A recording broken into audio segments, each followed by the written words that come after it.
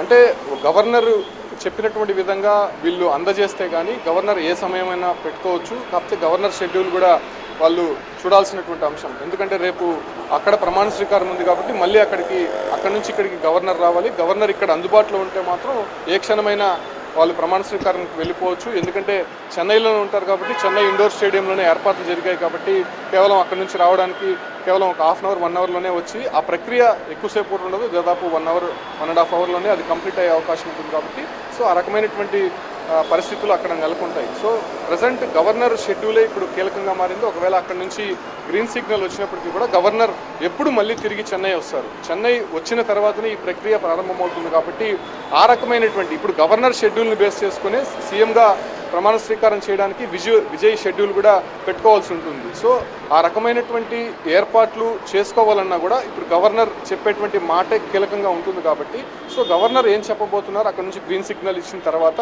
తన షెడ్యూల్ ఈ రకంగా ఉంటుంది, ఈ రోజు నేను అందుబాటులో ఉంటాను, సో ఆ రోజుకి ఏర్పాట్లు చేసుకోండి అని గవర్నర్ చెప్పేటువంటి అవకాశం చాలా స్పష్టంగా ఉంది. సో కాబట్టి ఆ రకమైనటువంటి ఏర్పాట్లే విజయ్ కూడా చేసుకోవాల్సినటువంటి అవసరం ఉంటుంది. కాబట్టి ప్రభుత్వం కూడా ఏదైతే సిఎస్ కావచ్చు లేదంటే డీజీపీకి సంబంధించి కూడా కావచ్చు ఇప్పటికే ఆ ఏర్పాట్లలో కొంత వాళ్ళు అనుసరిస్తున్నటువంటి విధానం పైన గవర్నర్ కూడా మొదట్లో కొన్ని విమర్శలు చేశారు. ఎందుకు తన అనుమతి లేకుండా అటు ప్రమాణ స్వీకారానికి ఏర్పాట్లు ఎందుకు చేశారు, తన అనుమతి లేకుండా డీజీపీగా ఉన్నటువంటి ఒక పోలీస్ బాస్గా ఉన్నటువంటి మీరు భద్రత ఎలా కల్పిస్తారు, సీఎం హోదాలో ఉన్నటువంటి భద్రతని అనేటువంటి మాటలు కూడా గవర్నర్ మాట్లాడినటువంటి పరిస్థితి. సో వాళ్ళ దగ్గర నుంచి కూడా క్లారిటీ తీసుకున్నారు. సో ఆ తర్వాత ఇప్పుడు గ్రీన్ సిగ్నల్ ఇచ్చిన తర్వాత వాళ్ళు తదుపరి అనుసరించాల్సినటువంటి విధానాలపైన కొంత క్లారిటీ వచ్చేటువంటి అవకాశం ఉంటుంది. ఎందుకంటే వాళ్ళకి అప్పుడు విచక్షణ అధికారులు వస్తాయి కాబట్టి సో వాళ్ళ చేతుల మీదుగా ప్రమాణ స్వీకారోత్సవం సంబంధించినటువంటి ఏర్పాట్లు చేయాల్సి ఉంది కాబట్టి ఆ రకమైనటువంటి ఏర్పాట్లు గవర్నర్ చెప్పినటువంటి వెంటనే గవర్నర్ పెట్టుకున్నటువంటి షెడ్యూల్ ప్రకారమే జరిగేటువంటి అవకాశం కనిపిస్తోంది. సౌజన్య, అంటే ఇక్కడ ఇంకో విషయం, అంటే స్టాలిన్ లాంటి పెద్ద నాయకులే విజయ్ ప్రభుత్వాన్ని అడ్డుకోమని చెప్పారు. మరి గవర్నర్ కూడా కొత్త ప్రభుత్వ ఏర్పాటుకు సహకరించారని అడగడం కూడా జరిగింది. అంటే దీని వెనక వీళ్ళందరూ చేస్తుంది ఒక రాజకీయ వ్యూహం అనుకోవచ్చా, ఇది ఒక ఎత్తుగడ లాంటిది అనుకోవచ్చా? ఇన్నిసార్లు గవర్నర్ని విజయ్ కలిసినా కూడా ఆముదముద్ర వేయకపోవడం, దీని వెనక ఏదైనా రాజకీయ వ్యూహం నడుస్తుంది అని అనుకోవచ్చా మనం?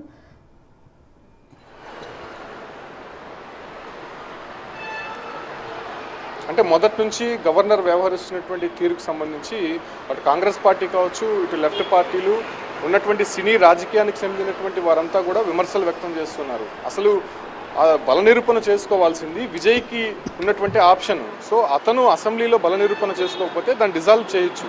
కాకపోతే సింగిల్ లార్జెస్ట్ పార్టీగా ఉన్నటువంటి విజయ్కు ప్రమాణ స్వీకారానికి అనుమతి ఇవ్వాలి. సో కొన్ని రాష్ట్రాల్లో కూడా ఆ సందర్భాలు కనిపించాయి కాబట్టి గవర్నర్ ఎందుకు ఏకపక్షంగా వన్ సైడ్గా తను అనుకున్నదే జరగాలి, తను అనుకున్న విధంగానే వాళ్ళు ప్రక్రియ చేయాలనేటువంటి విషయాలు ఎందుకు చెప్తున్నారనే దానిపైన కూడా చాలామంది విమర్శలు చేశారు. సో దానిపైనే గవర్నర్ పైన విమర్శలు చేస్తూనే కాంగ్రెస్ కూడా నిరసనలకు పిలుపునిచ్చినటువంటి పరిస్థితి. సో ఈ సందర్భాలన్నీ కూడా మనం చూసాం కాబట్టి ఖచ్చితంగా ఇక మీదైనా కూడా గవర్నర్ చాలా హుందాగా వ్యవహరించాల్సినటువంటి అవసరం ఉందని చెప్పి కూడా ఇప్పుడు కాంగ్రెస్ పార్టీ లెఫ్ట్ పార్టీలు కూడా చెప్తున్నటువంటి మాట. మరోవైపు మొదటి నుంచి కూడా బీజేపీ వెనకుండి నడిపిస్తోంది, గవర్నర్ని ఈ రకంగా మాట్లాడిస్తోంది, అసలు పర్మిషన్ ఇవ్వకుండా కొంత ప్రొలాంగ్ చేసే విధంగా బీజేపీ నడిపిస్తోంది అనేటువంటి మాటలు కూడా వినిపించాయి. అటు అన్నాడీఎంకే పొత్తులో ఉన్నటువంటి బీజేపీ కూడా ఇప్పటివరకు అన్నాడీఎంకేకి సంబంధించినటువంటి నేతలు ముఖ్యమైన నేతలు కూడా ఏ ఒక్కరు కూడా టీవీకే అధినేత విజయ్కి మద్దతుగా కానీ లేదంటే పాజిటివ్గా కానీ అతనికి ప్రజలు ఇచ్చినటువంటి మ్యాండేట్ పైన పాజిటివ్గా మాట్లాడినటువంటి సందర్భాలు ఎక్కడా లేదు. ఇంకా స్టాలిన్ మాట్లాడాడు, స్టాలిన్ చాలా పెద్దరికంగా హుందాగా మాట్లాడాడు. ఖచ్చితంగా అతనికి ప్రజలు మద్దతు ఉంది, మీరు ప్రభుత్వం ఫామ్ చేయడానికి అనుమతి ఇవ్వండి అని చెప్పి గవర్నర్కి కూడా అతను రిక్వెస్ట్ చేసే ప్రయత్నం చేశాడు. వాళ్ళ పార్టీ ఎమ్మెల్యేలకు కావచ్చు లేదంటే మిత్రపక్షాలకు కూడా మనం ఇచ్చినటువంటి మ్యాండేట్ని గౌరవించాలి, సో ఖచ్చితంగా ప్రతిపక్ష పాత్ర మనం పోషిస్తాము, ఒకవేళ విజయ్ సరైనటువంటి పరిపాలన ఇవ్వకపోతే ప్రశ్నించడానికి మనం సిద్ధంగా ఉన్నాం కదా, ఆ తర్వాత చూద్దాం అనేటువంటి విషయాలు స్టాలిన్ చెప్తూ వచ్చాడు. వాళ్ళ మిత్రపక్షాలకు కూడా ఒకటే వాళ్ళు సూచన చేశారు, ఏదైనా మీరు టీవీకేకి మద్దతు ఇవ్వాలంటే ఖచ్చితంగా మీ నిర్ణయం మేరకే వదిలేస్తున్నాను, అది మీ పార్టీలో అంతర్గతంగా చర్చించుకొని నిర్ణయం తీసుకోండి, మనం అంతా కలిసి పోటీ చేసి ఉండొచ్చు, కానీ ఇప్పుడున్నటువంటి సిచ్యువేషన్స్ మేరకు ఖచ్చితంగా విజయ్కి మనము ఒకసారి అవకాశం ఇచ్చి తీరాల్సిందే, అది ప్రజలు ఇచ్చినటువంటి తీర్పు అనే విషయాన్ని స్టాలిన్ చెప్తూ వచ్చాడు. సో డిఎంకే నుంచి చాలా స్పష్టంగా వచ్చింది ఆ మాటలంతా కూడా. బట్ ఇక్కడ అన్నా డిఎంకే నుంచి ఏ మాట కూడా ఏ పార్టీ నుంచి కూడా రాలేదు, వాళ్ళ మిత్రపక్షాలుగా ఉన్నటువంటి వారి దగ్గర నుంచి కూడా. సో కంప్లీట్గా ఇవన్నీ చూసుకుంటూ ఉంటే ఖచ్చితంగా బీజేపీ వెనకుండి ఏదో మతలబు చేస్తోంది, ఏదో నడిపిస్తోంది. ఒకవేళ స్టాలిన్తో సంప్రదింపులు జరిపి డిఎంకే అన్నా డిఎంకే కలిసి ముందుకు వెళ్తే ఆ రకమైనటువంటి పర్మిషన్స్ కూడా గవర్నర్ ఇస్తాననేటువంటి మాట కూడా ఆయన నోటి నుంచి వచ్చింది. సో కాబట్టి ఇవన్నీ చూస్తుంటే ఖచ్చితంగా బీజేపీ వెనుకుండి నడిపిస్తోంది, గవర్నర్ కూడా ఇలా ఆడిపిస్తోంది అనే విషయాలు కూడా స్పష్టమవుతున్నాయి. గవర్నర్ ఒక మాట అన్నారు, ఇక్కడే కాదు ఎవరైనా సరే తనకి సరైనటువంటి లిస్టు, మ్యాజిక్ ఫిగర్కి సంబంధించినటువంటి లిస్టు, ఎమ్మెల్యే లిస్టు తనకి ఇస్తే ఖచ్చితంగా నేను వాళ్ళకి అనుమతిస్తానని చెప్పారు. సో విజయ్కే కాదు ఎవరికైనా అనుమతిస్తానన్నారు. సో ఈ మాటల్లో చాలా డిఫరెన్స్ కనిపిస్తోంది. కాబట్టి ఖచ్చితంగా ఇప్పుడున్నటువంటి అన్నా డిఎంకే నేతలు ఒకటే చెప్తున్నారు, ఇవన్నీ కూడా స్పెక్యులేషన్సే. కొంతమంది చెప్తున్నాడు, అన్బల్గన్ అనేటువంటి నేత అన్నా డిఎంకేకి సంబంధించి త్వరలోనే మనం గవర్నమెంట్ ఫామ్ చేయబోతున్నాము, ఎమ్మెల్యేలకంతా కూడా కంగ్రాట్స్ అని చెప్పి ఆయన గుడ్ న్యూస్ వింటారని చెప్పి కూడా ఆయన మాట్లాడడం జరిగింది. సో ఇవన్నీ చూస్తుంటే అన్నా డిఎంకే నుంచి విజయ్కి వచ్చినటువంటి మ్యాండేట్ని ఎక్కడ కూడా వాళ్ళు ఒప్పుకోవట్లేదు, వాళ్ళు యాక్సెప్ట్ చేయట్లేదు. సో డిఎంకే నుంచి వచ్చినటువంటి పాజిటివ్ రెస్పాన్స్ని వీళ్ళు ఎందుకు చేయట్లేదు? ఖచ్చితంగా బీజేపీ పొత్తులో ఉంది కాబట్టి ఆ రకమైనటువంటి మాటలు మాట్లాడలేదు అనేటువంటి విమర్శలు అన్నా డిఎంకే పైన వ్యక్తమవుతున్నాయి. సో ఇటువంటి సందర్భంలోనే కేవలం స్టాలిన్ ఒకటే హుందాగా వ్యవహరించారు, సినీ రాజకీయానికి సంబంధించినటువంటి ముఖ్య నేతలంతా కూడా చాలా హుందాగా వ్యవహరించినటువంటి పరిస్థితి.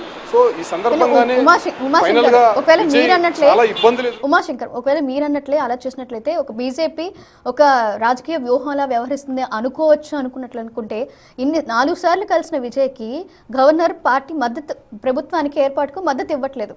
సో ఈ రకంగా చూసుకుంటే అటు ప్రజలు కానీ, అటు స్థానికులు కానీ, ఇటు ఎమ్మెల్యేలు కానీ, ఇటు సెంటిమెంట్గా విజయ్కే వర్కౌట్ అవుతుంది కదా. మరి ఆ రకంగా వాళ్ళు ఆలోచించలేదు అనుకోవచ్చా మనం?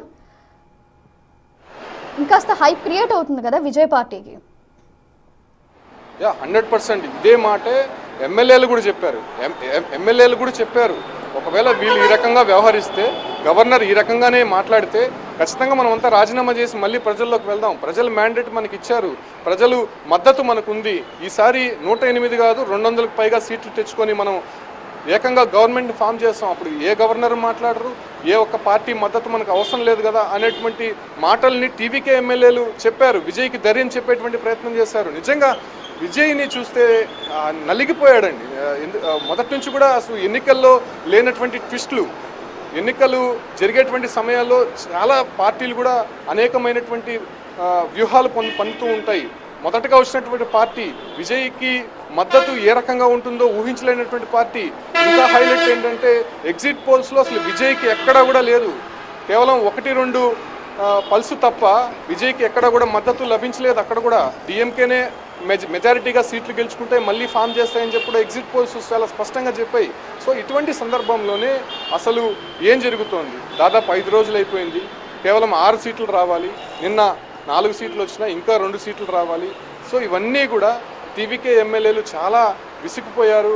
విజయ్ కూడా చాలా వరకు ఆయన తీసుకున్నటువంటి స్ట్రెస్ అంతా ఇంత కాదు. అసలు ఏం జరుగుతుంది? 3 సార్లు ఆయన నేరుగా వెళ్ళి గవర్నర్ అపాయింట్మెంట్ తీసుకొని రిక్వెస్ట్ చేసే ప్రయత్నం చేశారు. సార్, తాను బల నిరూపణ చేసుకుంటాను, సీఎంగా ప్రమాణ స్వీకారానికి అవకాశం ఇవ్వండి అని అంత పెద్ద మ్యాండేట్ ఇచ్చినటువంటి వ్యక్తి వెళ్ళి ఆయన రిక్వెస్ట్ చేసే ప్రయత్నం చేస్తారు. అయినా కూడా గవర్నర్ అక్కడ యాక్సెప్ట్ చేయలేదు. తనకున్నటువంటి విచక్షణ అధికారుల మేరకు ఖచ్చితంగా నేను చెప్పింది వినాల్సిందే, మ్యాజిక్ ఫిగర్తో పాటు ఖచ్చితంగా ఎవరైతే మీకు మద్దతు తెలిపేటువంటి పార్టీలో అఫీషియల్ లెటర్స్ తీసుకొని వస్తేనే తను యాక్సెప్ట్ చేస్తానన్నారు. ఇంకా ఆశ్చర్యం కాకపోతే అందరిని ఎమ్మెల్యేలని తీసుకొని వస్తేనే, వాళ్ళ ఎమ్మెల్యేలని నేను చూస్తేనే యాక్సెప్ట్ చేస్తాను అనేటువంటి మాట చెప్పలేదు. ఆ మాట చెప్పున్న ఆశ్చర్యపోవాల్సినటువంటి అవసరం అక్కడ లేకపోలేదు. సో ఇవన్నీ అవరోధాల మధ్య విజయ్ చాలా ఇబ్బందులు ఎదుర్కొన్నారు, చాలా టెన్షన్స్ పడ్డారు, అనేక పార్టీలతో విమర్శలు ఎదుర్కొన్నారు, చాలా రాజకీయాలు జరిగాయి. మనం మధ్యాహ్నం కూడా చూసాం, టీటీవీ దినకరన్ చేసినటువంటి వ్యాఖ్యలు. తమ పార్టీకి సంబంధించినటువంటి ఎమ్మెల్యేని ఆపరేషన్ ఆకర్ష్ పేరుతో డబ్బులు చూపించి లాక్కునే ప్రయత్నం చేశారు, ఆయన్ని కనపడకుండా చేశారు. ఆయన దగ్గర సంతకం తీసుకున్నట్టు ఒక వీడియో తీసుకొని వచ్చి సోషల్ మీడియాలో తిప్పుతున్నారు.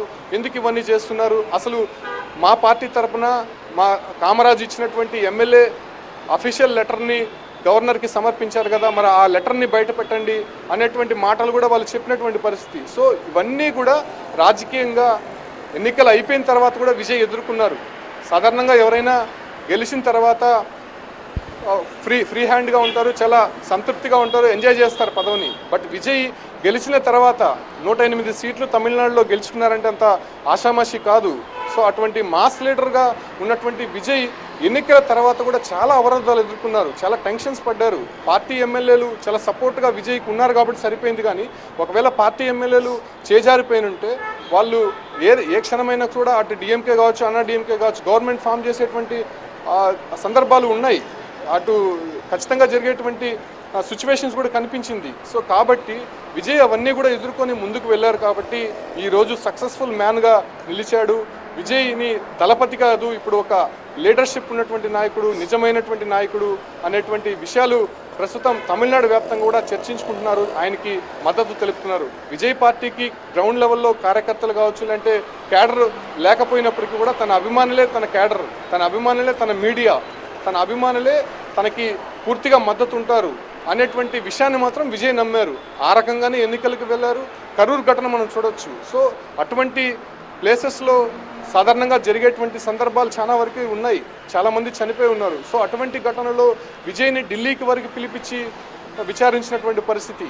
సో చాలా ఇబ్బందులు ఎదుర్కొని విజయ్ ఎన్నికలకు వెళ్ళారు. ఎన్నికల తర్వాత కూడా ఈ రకమైనటువంటి అవరోధాలు ఎదుర్కొన్నారు. సో ఫైనల్గా ఇప్పటికైనా సరే అటు గవర్నర్ దగ్గర నుంచి పాజిటివ్గా రెస్పాన్స్ రావాలని చెప్పి అటు ప్రజలందరూ కూడా కోరుకుంటున్నారు. మరోవైపు ఎమ్మెల్యేలంతా కూడా ఆశాభావం వ్యక్తం చేస్తున్నారు. కాబట్టి ఇప్పటికైనా కూడా క్లియరెన్స్ వస్తుందా, లేకపోతే గవర్నర్ మళ్ళేదైనా మెలిక పెడతారా అనే విషయాలపైన కూడా క్లారిటీ రావాల్సి ఉంది. సౌజన్య, ఇంకో విషయం ఉమాశంకర్, అంటే విజయ్ ఫేక్ లెటర్ ఇచ్చారని ఏఎంఎంకే పార్టీ అధినేత దినకరన్ ఆరోపించారు కదా, మరి దానిపై ఏమైనా కేసు నమోదైందా?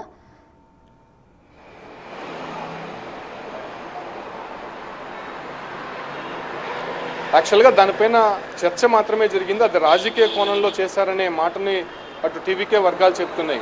సాధారణంగా కామరాజు మాకు టచ్లో వచ్చారు, ఆయన అఫీషియల్గా సంతకం చేసి తమకు ఇచ్చారు, వీడియో తీసుకోమని చెప్పారు. మరి అవన్నీ అఫీషియల్గా ఇచ్చినప్పుడు ఎందుకు ఈ రకమైనటువంటి గేమ్ ప్లాన్ చేంజ్ చేశారు? సో ఖచ్చితంగా టీటీవీకి దినకరన్కి ఈ ఒక వ్యవహారం నచ్చలేదు. ఆయన ఒక పోస్ట్ కూడా పెట్టాడు, అన్నా డిఎంకే నేత పళనిస్వామి ముఖ్యమంత్రి కాబోతున్నారు అనేటువంటి పోస్ట్ పెట్టి ఆయనకు కంగ్రాట్స్ కూడా చెప్పాడు. సో ఖచ్చితంగా తనకున్నటువంటి ఒకే ఒక ఎమ్మెల్యే, అంటే అప్పట్లో జయలలితకు ఉన్నటువంటి ఏదైతే ఫ్రెండ్గా ఉన్నటువంటి శశికళకి అల్లుడైన, సో ఆయనకి ఉన్నటువంటి ఒకే ఒక ఎమ్మెల్యే కామరాజు. సో ఆయన టీవీకేకి మద్దతు తెలిపారు. సో అవి అందరికీ తెలిసిన విషయమే, అది ఆయన అఫీషియల్గా కూడా చెప్పారు ఆ విషయం. సో మళ్ళీ ఏదైతే దినకర్ చేసినటువంటి రాజకీయంలో ఆయన కూడా పావుగా వాడుకున్నారని కూడా చెప్పచ్చు. సో గవర్నర్కి అంత ఆషామాషిగా ఫేక్ లెటర్ ఇచ్చేటువంటి ప్రయత్నం విజయ్ చేయరు. ఎందుకంటే అంత పెద్ద మ్యాండేట్ ఇచ్చి ఆ రకమైనటువంటి పనులు చేస్తే ఇంకా ఒక సీఎం హోదాలో రావాల్సినటువంటి వ్యక్తికి ఇంకా ఏ గౌరవం ఉంటుందో, ఆయన ఎందుకు అలా చేస్తారు? సో ఖచ్చితంగా దినకర్ చేసినటువంటి వ్యాఖ్యలను టీవీకే ఖండించింది.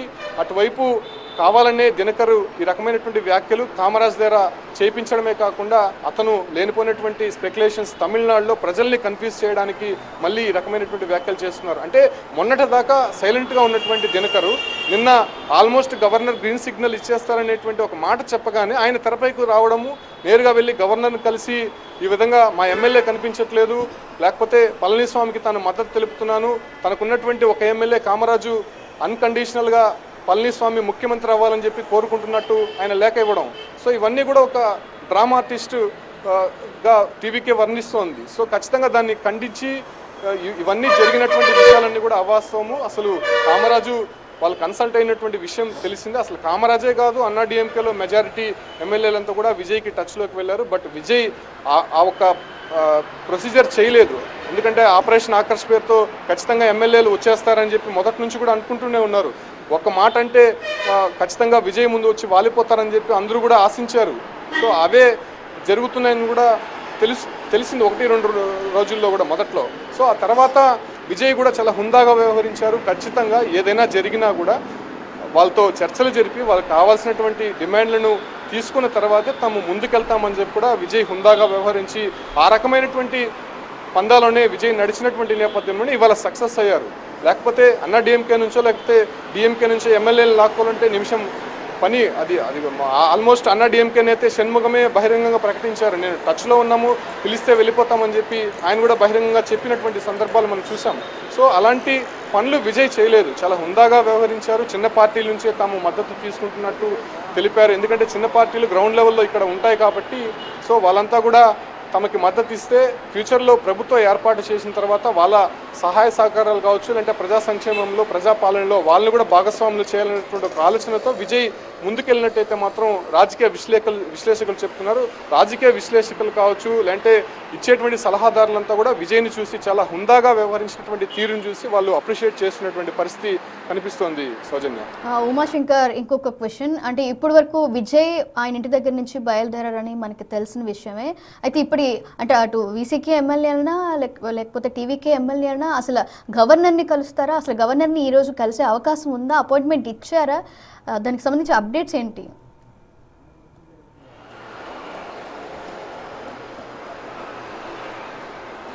అంటే ఇప్పటివరకు అఫీషియల్ లెటర్స్ అయితే వచ్చింది, కానీ గవర్నర్ని కలుస్తారా లేదా అనే విషయాలపైన ఇంకా క్లారిటీ రావాల్సి ఉంది.